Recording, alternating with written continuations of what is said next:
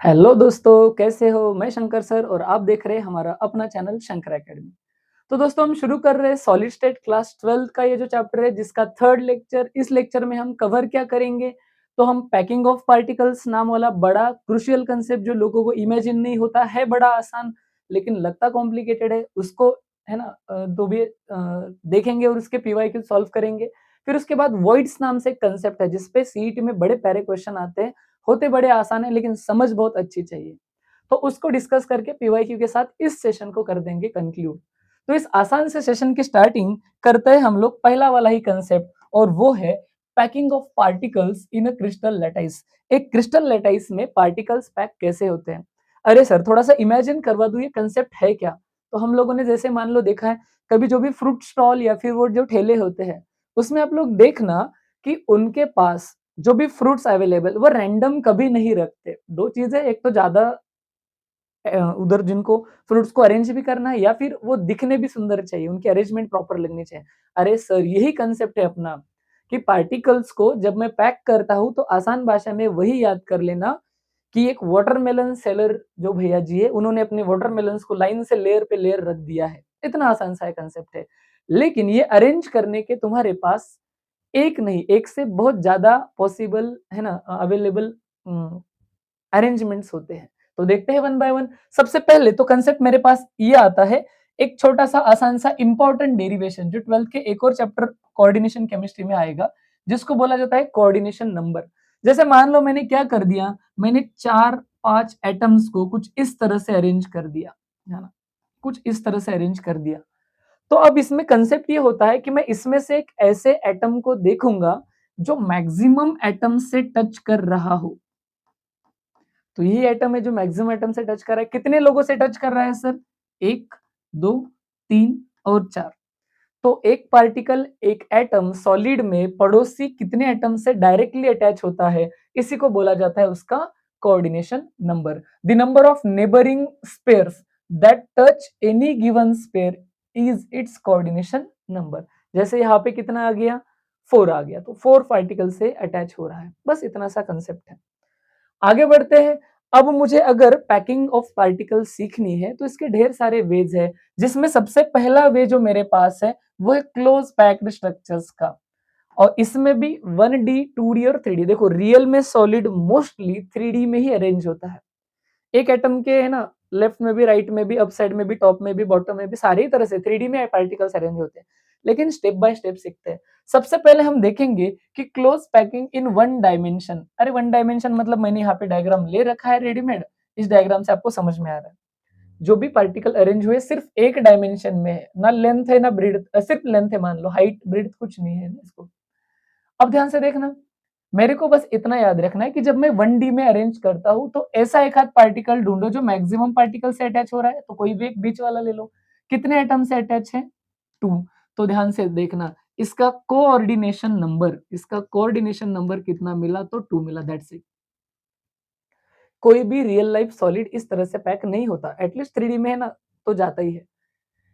फिर मेरे पास दूसरी अरेंजमेंट आती है sir, close packing in 2 dimension. अब मुझे क्लोज पैकिंग करनी है 2 डायमेंशंस में, 2 डायमेंशन, या तो लेंथ और ब्रेड्थ ले लो, या तो फिर लेंथ एंड हाइट, या फिर ब्रेड्थ एंड हाइट, कुछ भी ले लो, 2 डायमेंशन लेने हैं। तो ऐसा करते टाइम वापस सर मेरे पास 2 ऑप्शन आते हैं। एक तो मैं इनको स्क्वायर क्लोज पैक कर सकता हूँ। कैसे? तो यहाँ पे डायग्राम भी अवेलेबल है, मैं इसको बना के भी दिखाता हूँ। एक सॉलिड पैक करना था मुझे, तो मैंने क्या कर दिया, एक पार्टिकल, दूसरा पार्टिकल, तीसरा पार्टिकल अलाइन कर दिए। फिर बराबर उसके नीचे ही पैक कर रहा हूँ, 1, 2, 3, फिर बराबर उसी के नीचे, मतलब एकदम अलाइनमेंट प्रॉपर रखा है।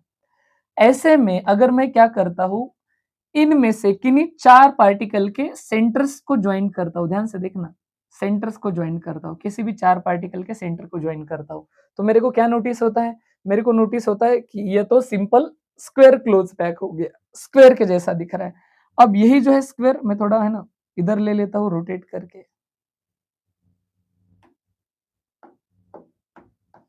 ओके, इसको साइड में रख देते हैं, भाग जाओ। ओके ओके, एक और सेंटर सेंटर को जोड़ता हूं मैं, ध्यान से देखना, ये वाला सेंटर, ये वाला सेंटर, ये वाला सेंटर, ये वाला सेंटर। अरे सर अभी भी ये स्क्वायर ही दिखेगा, है ना, लेकिन पहला स्क्वायर था ये मैंने अलग क्यों इमेजिन किया, यहाँ पे मुझे कोऑर्डिनेशन नंबर भी तो एक्सप्लेन करनी है।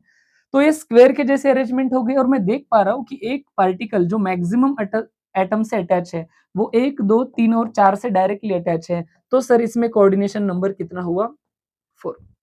यही अरेंजमेंट मुझे इससे भी अच्छी पॉसिबल है। वो कैसे पॉसिबल है तो एक और बार देखना। अब मैं क्या करता हूँ, ये पार्टिकल्स अलाइन कर दिए मैंने साइड साइड में, लेकिन अगले लेयर के पार्टिकल्स मैं उसको एग्जैक्ट अलाइन नहीं करता हूँ। मैं क्या करता हूँ, थोड़ा सा गैप्स में भरता हूँ, थोड़े से आगे किसका के स्पेसेस में रख दिए। फिर मैंने तीसरा लेयर जो है बराबर पहले से मैच कर दिया, बराबर पहले से मैच कर दिया। अब ध्यान से देखना, अगर मैं किसी सेंटर वाले एक एटम को नोटिस करता हूं, वो कितने लोगों को डायरेक्टली टच हो रहा है, तो 1, 2, 3, 4, 5 और 6। अगर मैं इनके सेंटर्स को जोड़ता भी हूं तो एग्जैक्ट मुझे समहाउ हेक्सागोन जैसे कुछ नजर आता है। तो इसी वजह से इस अरेंजमेंट को क्या नाम दिया जाता है, हेक्सागोनल क्लोज पैक। दूसरी बात, हेक्सागोनल क्लोज पैक में कोऑर्डिनेशन नंबर कितना होता है, अगर 2D में है तो 3D की बात नहीं हो रही है, तो कितना होता है 6। तो ये हो गई 2D की अरेंजमेंट, कितनी आसान सा कंसेप्ट है। आगे बढ़ते हैं। अब मेरे पास जो है वो है 3D में पैकिंग करनी है, 3D में क्लोज पैकिंग इन 3 डायमेंशन। मतलब अब एक लेयर तो बना ली, अब लेयर के ऊपर लेयर के ऊपर लेयर रखेंगे। अगेन मेरे पास वापस क्या ऑप्शन है, तो ध्यान से देखना यहाँ पे कंसेप्ट क्या है, टेक्स्ट बुक क्या कहता है, hexagonal close pack structure and FCC are form.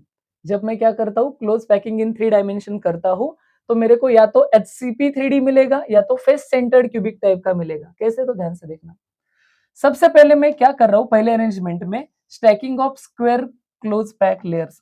Sir इसका मतलब क्या हुआ, स्टैकिंग करना यानी एक के ऊपर एक के ऊपर एक के ऊपर रखना। अरे आसान सा एग्जांपल, हम कभी शॉप पे चले गए तो अगर एग वहां पे अवेलेबल है तो हमने देखा कि एक ट्रे के ऊपर दूसरा ट्रे, उसके ऊपर तीसरा ट्रे रखते हैं ना, ऐसे ही कुछ, बस यही है स्टैकिंग करना, एक के ऊपर एक रखना।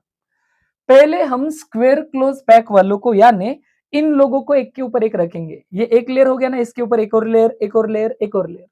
फिर उसके बाद हम एचसीपी को एक और रखेंगे। तो ध्यान से देखना हो क्या रहा है। अब मैंने क्या कर दिया, ये वाला पूरा एक लेयर था, ध्यान से देखो, ये एक लेयर है, ये इधर वाला, ये सफेद वाला। उसके नीचे भी एक लेयर है, जरा ध्यान से देखो, नीचे भी, उसके नीचे भी एक लेयर है, उसके नीचे भी एक लेयर है, ऐसे कुछ अरेंजमेंट है। अब क्योंकि बराबर में एक के ऊपर एक के ऊपर एक रख रहा हूं, पूरा है ना, एक के ऊपर एक के ऊपर एक रख रहा हूं, तो इनको बोला जाता है ए टाइप।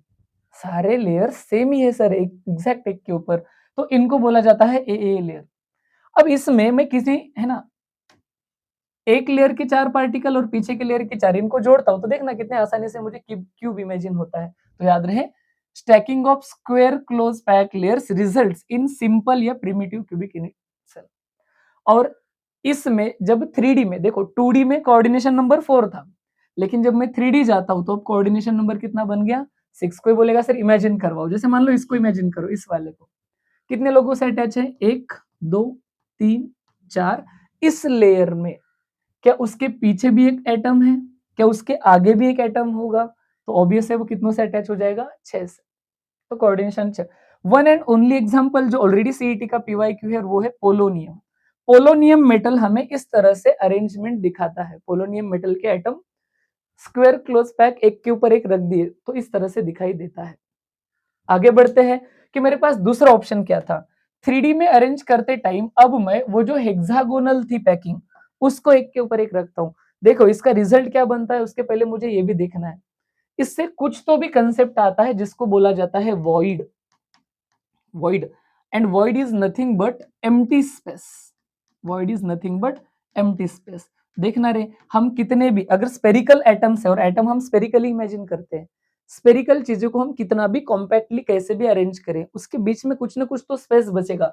जैसे मान लो मुझे 3 को रखना है, मैं कितना भी कॉम्पैक्ट रखूं, यहाँ पे थोड़ा सा स्पेस तो बचेगा यहाँ पे बीच में। तो इन्हीं को बोला जाता है वॉइड्स, है ना, तो ये होते हैं वॉइड्स। अब ये वॉइड में भी 2 प्रकार होते हैं, और उसको लेके बोर्ड और सीईटी दोनों क्वेश्चन पूछ रहे हैं। क्या क्वेश्चन पूछ रहे हैं, जरा ध्यान से देखना। जैसे मान लो मेरे पास एक लेयर था, है ना, अब जरा फिर वन बाय वन बता ही देता हूँ। 2 होते हैं, एक होता है टेट्राहेड्रल वॉइड और एक होता है ऑक्टाहेड्रल वॉइड। क्या फर्क है, जरा ध्यान से समझो। अगर मैंने क्या कर दिया, एक नीचे वाला लेयर था, 1, 2, 3, फिर उसके बाद 1, 2, 3, फिर उसके बाद सॉन, है ना, ऐसे कुछ। Sorry hexagonal pack, hexagonal pack है मतलब मुझे क्या निकालना पड़ेगा, जो अगला लेयर है वो इधर कॉम्पैक्टली अरेंज हो रहा है ना, ऐसा कुछ। ये था मेरे पास एक लेयर के कुछ एटम्स। अब मैं इनके सारों को इमेजिन नहीं करता हूँ, बस तीनों को इमेजिन करता हूँ। इन तीनों के सेंटर पे बराबर अगर मैंने एक एटम रख दिया, तो अभी वो स्पेस पूरी तरह से कवर थोड़ी हो गया, अभी भी अंदर से थोड़ी स्पेस खाली है। तो वो जो स्पेस है वो एक ज्योमेट्रिकल शेप टेट्राहेड्रॉन जैसी दिखती है। टेट्राहेड्रॉन जो उसके अंदर है, ये ऊपर वाला गोला और नीचे वाले 3 गोले उसके बीच में है। इसके वजह से उस एम्प्टी स्पेस को टेट्राहेड्रल वॉइड या फिर होल बोला जाएगा, टेट्राहेड्रल होल या फिर वॉइड बोला जाएगा। देखना बोर्ड में हमें सही से डेफिनेशन लिखना होता है। द ट्राइंगुलर वॉइड यानी पहले लेयर का जो ट्राइगोनल शेप का ये जो एम्प्टी स्पेस था void, that covered by spheres of the second layer, उसके ऊपर वाले लेयर के स्पेयर से अगर कवर हो जाता है तो बीच में जो वॉइड बनता है वो टेट्राहेड्रल वॉइड होता है। सीईटी में क्वेश्चन ये भी आया है कि एक टेट्राहेड्रल वॉइड कितने लोग सराउंड करते हैं, तो नीचे के लेयर में 3 और अप वाले लेयर में 1, तो सराउंडेड बाय 4 स्फीयर्स। बात समझ में आ गई। अब मेरे पास एक और अरेंजमेंट भी पॉसिबल थी जो हेक्सागोनल पैकिंग से ही बनती है। जैसे मान लो मेरे पास में कुछ ऐसा ऑप्शन था कि ये था 1 एटम, 2 एटम, 3 एटम, फिर दूसरा लेयर 1 एटम, 2 एटम, 3 एटम, ऐसा कुछ था। अब मैं ऊपर वाला लेयर कुछ ऐसे रखता हूँ कि ये जो ट्रायंगुलर वॉइड यानी एम्प्टी स्पेस है, ऊपर वाला लेयर मैं रिवर्स में रखता हूँ।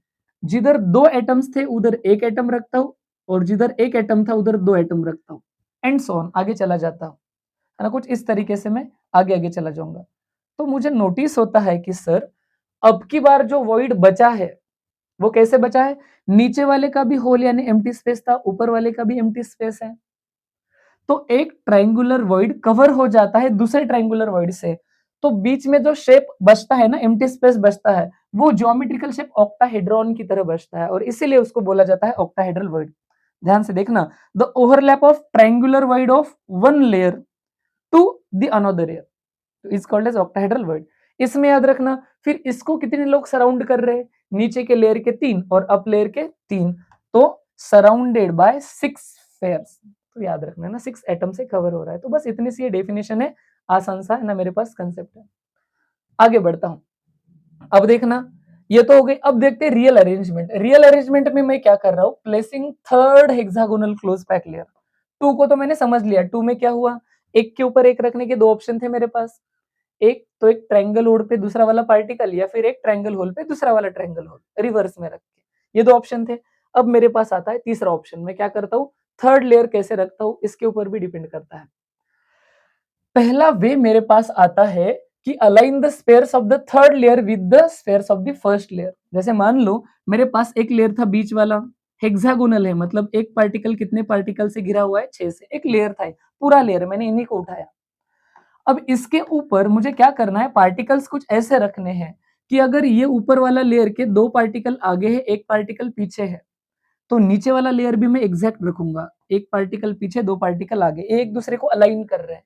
इसको मैं बोल देता हूं ए, तो ये थोड़ा सा अलग है बी और ये वापस हो गया ए। तो ऐसे अरेंजमेंट को ए बी अरेंजमेंट भी बोला जाता है, ए बी अरेंजमेंट। इसको अगर मैं एक क्यूब को जोड़ के जो भी है ना क्रिस्टल बनाने की कोशिश करता हूं, तो मेरे पास में अरेंजमेंट से जो क्रिस्टल बनता है वो HCP रिजल्ट बनता है। ओके, सीईटी क्या पूछेगा, while arranging a crystal, placing third hexagonal close pack layer in AB pattern leads to formation of HCP crystal, hexagonal close pack crystal, ABC हो जाता है।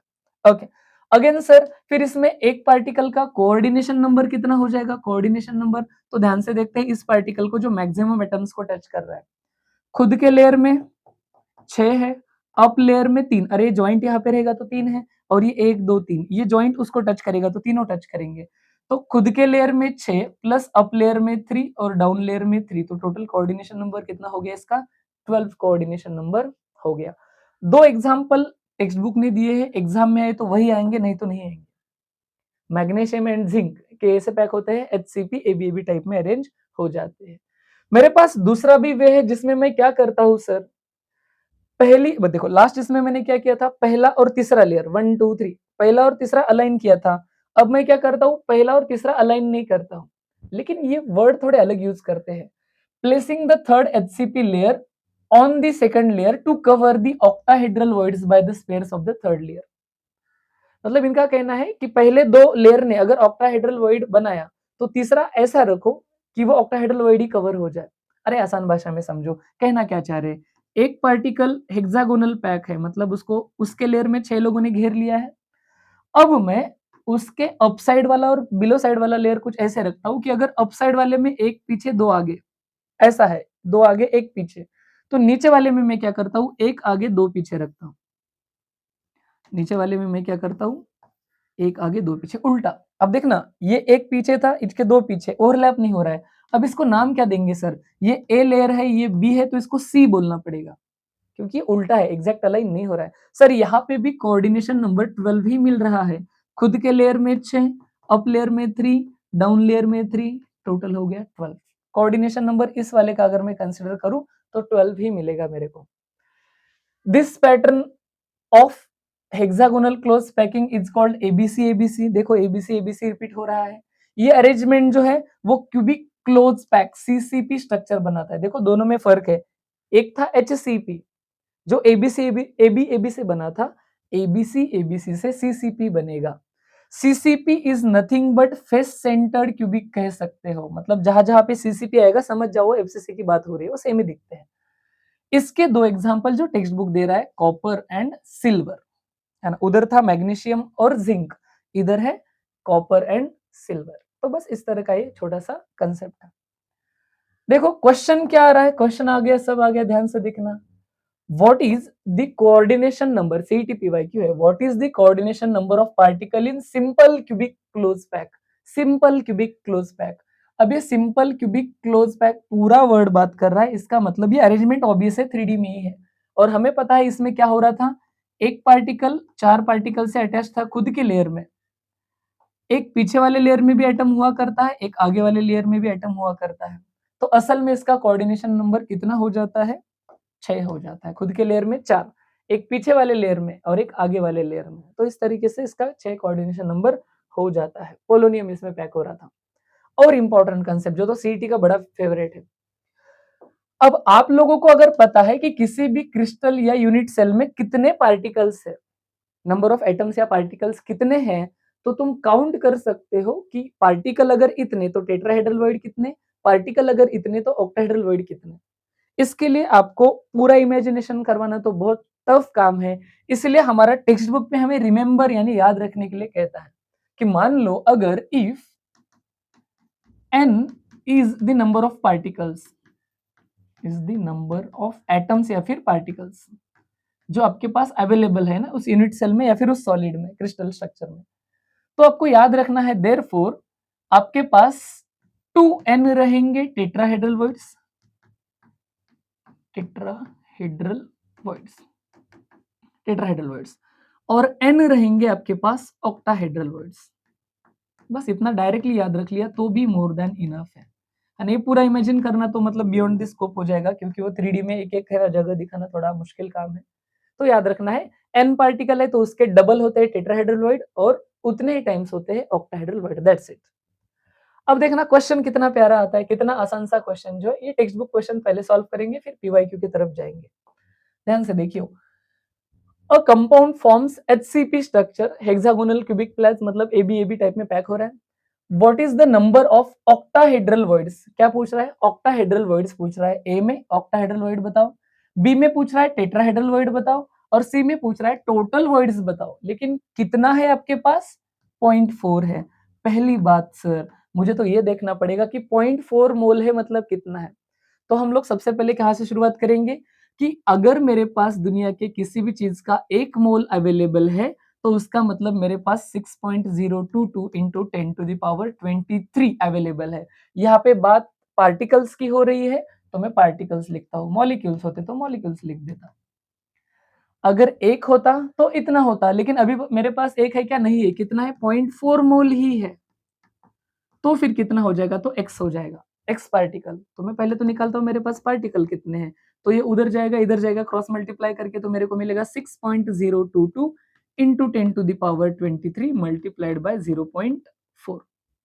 ये क्या मिलेंगे मुझे, पार्टिकल्स मिल जाएंगे। तो इनको मैं ना फटाफट लगे सॉल्व कर देता हूँ, तो मेरे को पार्टिकल्स कितने हो जाएंगे। तो देखना 6.022 इंटू 0.4 है ना, तो मेरे को मिल जाएंगे अराउंड 2.4 है ना। तो कितने हैं 2.4088 इंटू 10⁻23 पार्टिकल्स मिल गए सर। तो ये तो हो गया मेरा पहला सॉल्विंग कि मुझे यही पता करना था कि असल में मेरे पास पार्टिकल्स कितने हैं। तो पार्टिकल्स तो पता चल गए।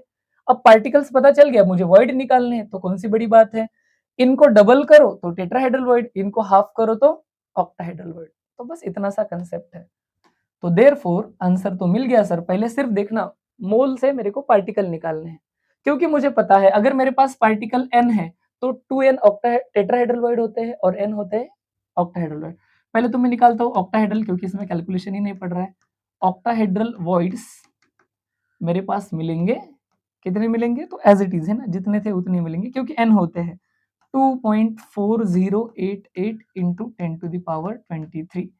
फिर मैं देखूंगा मेरे पास टेट्राहेड्रल वॉइड कितने निकलेंगे। टेट्राहेड्रल, तो टेट्राहेड्रल वॉइड जो होते हैं वो मेरे पास क्या होता है, ये अगर n होता तो ऑब्वियसली ये कितने हुआ करते थे 2n, डबल हो रहे हैं।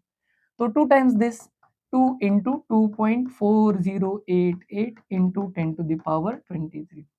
इसको डबल करता हूं तो है ना, तो पूरा डिटेल में लिखने की जरूरत नहीं, लेकिन फिर भी ठीक है।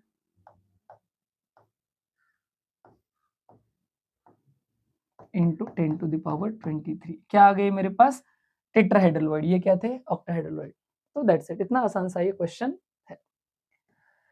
आगे बढ़ते हैं, एक और क्वेश्चन हमें सॉल्व करने के लिए बोल रहा है। ये क्वेश्चन तो थोड़ा और इंटरेस्टिंग है, और ये सीईटी में आजकल है ना बड़ा पूछा जा रहा है, फेवरेट क्वेश्चन बन रहा है सीईटी वालों का। उन्होंने बोला है a compound is found by two elements A and B. A and B से कोई कंपाउंड बना है, हो सकता है कुछ ऐसे रहे AX BY, है ना, ऐसा कुछ है।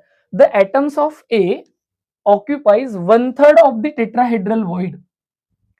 मतलब ए जो है ना, डिस्क्रिप्शन ही लिखता हूं, ए का डिस्क्रिप्शन क्या दिया है, 1/3, 1/3 ऑफ कौन से वाले, टेट्राहेड्रल वॉइड्स, टेट्राहेड्रल वॉइड्स ऐसा बोल रहा है।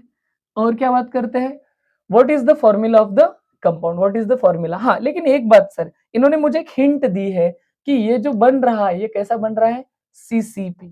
याद रहे CCP, इन्होंने जो बोला है CCP which is nothing but FCC, और इसमें नंबर ऑफ पार्टिकल्स कितने रहेंगे, तो वो रहेंगे 4। n की वैल्यू कितनी रहेगी, 4, है ना, ये मुझे पता है। क्योंकि FCC है मतलब क्या, फेस सेंटर्ड क्यूबिक है, तो फेसेस कितने होते हैं 6, तो हर फेस का हाफ हाफ, तो 3 पार्टिकल, और कॉर्नर के 8 का 1/8, तो वो हो गए, तो टोटल n की वैल्यू 4 हो गई। अब याद रखना, अगर मेरे पास ये इधर साइड में कंसेप्ट लिख रहा हूँ ना, मेन कंसेप्ट तो इधर ही लिख रहा हूँ, तो मुझे क्या पता चल गया, तो जरा ध्यान से देखना। मुझे पता चल गया कि जो क्रिस्टल इन्होंने दिया है सर, वो क्या दिया है, FCC दिया है या फिर CCP दिया है। इसका मतलब n का वैल्यू जो है वो 4 है। अगर n का वैल्यू 4 है तो टेट्राहेड्रल वॉइड कितने हो गए, टेट्राहेड्रल वॉइड जो हो गए वो मेरे पास हो गए 2 टाइम्स ऑफ n, तो कितने हो गए, 8 हो गए। अब इन्होंने बोला है टेट्राहेड्रल वॉइड्स कितने हो रहे, टेट्राहेड्रल वॉइड्स 8, तो उसका 1/3, तो मैं लेता हूं 1/3 इंटू 8, तो आंसर क्या आ गया, 8/3।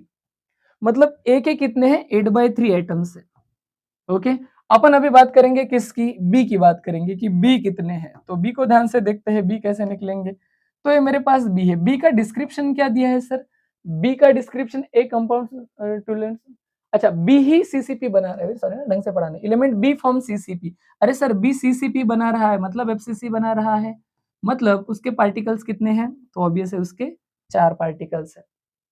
तो सर इससे तो फॉर्मूला बनने से रहा, 8/3 ए आ गए और बी इतने आ गए। अगर ऐसे आता है तो मुझे आसान सा काम इधर लास्ट में कर लेना है ना, तो मैं इनको स्टेप्स वाइज लिख देता हूँ, स्टेप्स मेंशन करता हूँ। तो ये मेरे पास था स्टेप 1 कंक्लूजन, ये था मेरे पास स्टेप 2। उनके इन्फॉर्मेशन से मुझे क्या पता चलता है। अब मेरे पास फाइनल फॉर्मूला कुछ ऐसे आ गया कि ए की क्वांटिटी आ रही है ना, वो आ रही है 8/3, और बी की क्वांटिटी आ रही है 4। अगर मुझे ऐसा कुछ करना है तो अब मुझे क्या करना पड़ेगा, अब मुझे किसी कॉमन नंबर से डिवाइड या मल्टीप्लाई करना पड़ेगा, सो दैट वो रेशियो शॉर्टेस्ट हो जाए। तो मैं दोनों को 3 से मल्टीप्लाई कर देता हूँ, तो ये 3 से 3 कट हो जाएगा और ये 4 से 3 कुछ आ जाएगा, तो मेरे पास आंसर आएगा A 8, B12, ये भी नहीं चलेगा। देखो फॉर्मूला वो होता है जो shortest ratio of this numbers होता है, तो इसका शॉर्टेस्ट रेशियो रहता हो तो इसको भी 4 से डिवाइड करता हूं, इसको भी 4 से डिवाइड करूंगा, तो फाइनल आंसर क्या मिलेगा? A2B3, A2B3। बात समझ में आ गई? इसका शॉर्टेस्ट रेशियो, इसको भी डिवाइडेड बाय 4 कर दिया, इसको भी डिवाइडेड बाय 4 कर दिया, तो ऐसे कुछ। तो ये मिल गया मेरे को फाइनल आंसर। तो बस ऐसे वाले क्वेश्चन हमें सीईटी में आने वाले हैं। उन्होंने जो इन्फॉर्मेशन दी उसको ध्यान से देखना है, फिर जो इन्फॉर्मेशन दी उससे कंक्लूजन निकालना है। तो एफसीसी मतलब ये तो पहले उन्होंने बी की इन्फॉर्मेशन दी थी, टेट्राहेड्रल वर्ड से ए निकाला और फिर दोनों को कंपेयर किया, खत्म कहानी। ओके, फिर उसके बाद में एक और क्वेश्चन देखना, टेक्स्ट बुक ही दे रहा है हमें, क्या क्वेश्चन देता है ध्यान से देखो। अब हमें बोल रहा है एक और क्वेश्चन सॉल्व करो। अब की बार अब तो हमें पता चल गया क्वेश्चन क्या है। A compound is made up of C and D crystallises FCC. पहली बात उन्होंने बोला है कि ये एफसीसी में पैक हो रहा है, मतलब एन का वैल्यू आएगा सर 4, पहला conclusion. A atoms of C are present at the corner. C की इंफॉर्मेशन दे रहा है कि सी जो है वो कॉर्नर पे है, मतलब 8 है और कॉर्नर वाले का वेटेज होता है 1/8, यानी असल में सी का कितना एटम है? एक ही है। फिर D R at the centre of faces. D की इंफॉर्मेशन क्या दे रहा है सर? डी की इंफॉर्मेशन दे रहा है centre of faces, 6 into half, 6 faces half weightage होता है, तो असल में डी के पार्टिकल कितने हैं? 3। तो विदाउट हेजिटेट अपना आंसर क्या आ गया? CD3। ये तो रेडीमेड शॉर्टेस्ट रेशियो है, तो इसको कोई कन्वर्जन करने की जरूरत नहीं है, दैट्स इट। तो ना बस इतना सा क्वेश्चन है। अब देखते हैं सीईटी क्या पूछ रहा है ना, लेटेस्ट क्वेश्चन 2025 का ही हो सकता है ये क्वेश्चन या 24। तो सीईटी का लेटेस्ट क्वेश्चन हमें पूछ रहा है, which of the following statement is not correct regarding voids in lattice structure. Voids के बारे में सही कौन सा नहीं है? तो देखो, 4 spheres are involve in formation of tetrahedral void, बिल्कुल सही। टेट्राहेड्रल वॉइड बनता है तो नीचे के लेयर के 3 होते हैं और अप साइड के लेयर का 1 होता है, तो बिल्कुल टोटल 4 होते हैं। हमें पूछना था, नॉट करेक्ट।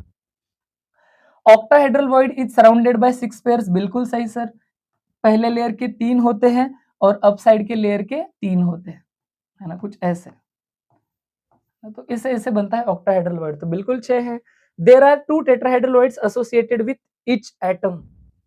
एक एटम को 2, बिल्कुल सही है। अगर n एटम है तो टेट्राहेड्रल वॉइड तो 2n होते हैं, बिल्कुल सही। There is 1 octahedral void associated with 2 atoms बोल के गलती कर दी। एक एटम के बदले में एक ऑक्टाहेड्रल वॉइड होता है, तो 2 के बदले में 2 होना चाहिए, उन्होंने 1 बोला है, तो आंसर पता चल गया। इस ऑप्शन को टिक कर देना है आपको। ओके, आगे बढ़ते हैं। एक और न्यूमेरिकल टाइप क्वेश्चन भी दिया है, तो न्यूमेरिकल टाइप क्वेश्चन क्या है तो जरा ध्यान से देखो। The compound forming CCP structure, CCP again hint they the sir, FCC है ये, कंटेन्स इतने सारे atoms, 9.6 into 10 to the power 23 atoms. Find the number of octahedral voids in it. तो उसमें ऑक्टाहेड्रल वॉइड्स तुम्हें बताने हैं। ओके चलो, तो ठीक है, बात करते हैं। अब याद रहे, द कंपाउंड सीसीपी स्ट्रक्चर, इतने उसमें एटम्स है ना, ये टोटल एटम है। Find the number of tetrahedral, अरे सॉरी, टेट्राहेड्रल वॉइड्स। तो टेट्राहेड्रल वॉइड्स कितने होते हैं सर? अगर मेरे पास n एटम होते तो मेरे पास 2n टेट्राहेड्रल वॉइड होते, टेट्राहेड्रल वॉइड होते। तो अब मेरे पास इतने एटम है तो कितने हो जाएंगे? 2 इंटू एन। एन कितना दिया है उन्होंने? 9.6 इंटू 10 टू द पावर 23। बस इतना आसान क्वेश्चन दे दिया है ना, तो इसको डबल कर दूंगा मैं, तो डबल कर दूंगा तो क्या हो जाएगा?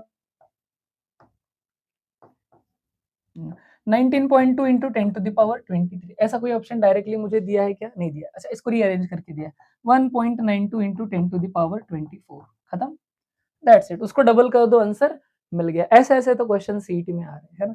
तो ये वाली कुछ बात हो गई, तो समझ में आ गए सारे कंसेप्ट। तो देखो भाई, है ना, यहाँ पे हमारा ये वाला कंसेप्ट भी हो गया खत्म। तो आसान से कंसेप्ट है, आसान से पीवाईक्यूज है। अब चाहे जितने पीवाईक्यूज आप सॉल्व कर सकते हो, फिर भी कोई दिक्कत आती है तो make sure you can mention to us in comments. तो उसके बाद हम लोग, है ना, तो अगले सेशन में जाएंगे। लेकिन याद रहे, अगेन हम लोगों को पढ़ाई में कोई कंप्रोमाइज नहीं करना है, हमको पूरी जी जान झोंक के पढ़ाई करनी है।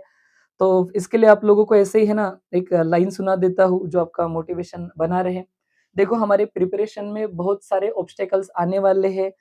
हमारा जो एज है बड़ा सेंसिटिव है, हम यहाँ पे बहुत इमोशनल है, हम बहुत सारे डिस्ट्रैक्शंस में भी है। हमारे आस पड़ोस में कितने सारे न जाने डिस्ट्रैक्शंस है, लेकिन अगेन जो इसको ओवरकम कर लेगा वही बनने वाला है सक्सेसफुल, यानी कि वो स्कोर करेगा अच्छा, वो रहेगा पॉजिटिव माइंडसेट में, उसको मिलेगा अच्छा कॉलेज यानी अच्छा करियर। तो फिर भी हमारे लाइफ में जो ऑब्स्टेकल्स आते हैं, हम उसको कैसे टैकल करेंगे, एक लाइन से बता देता हूँ। रुकावटें आती है सफलता की राहों में, ये कौन नहीं जानता। रुकावटें आती है सफलता की राहों में, ये कौन नहीं जानता, फिर भी वो मंजिल पा लेता है जो हार नहीं मानता। फिर भी वो मंजिल पा लेता है, वो हार नहीं मानता। थैंक यू क्लास, पढ़ते रहो।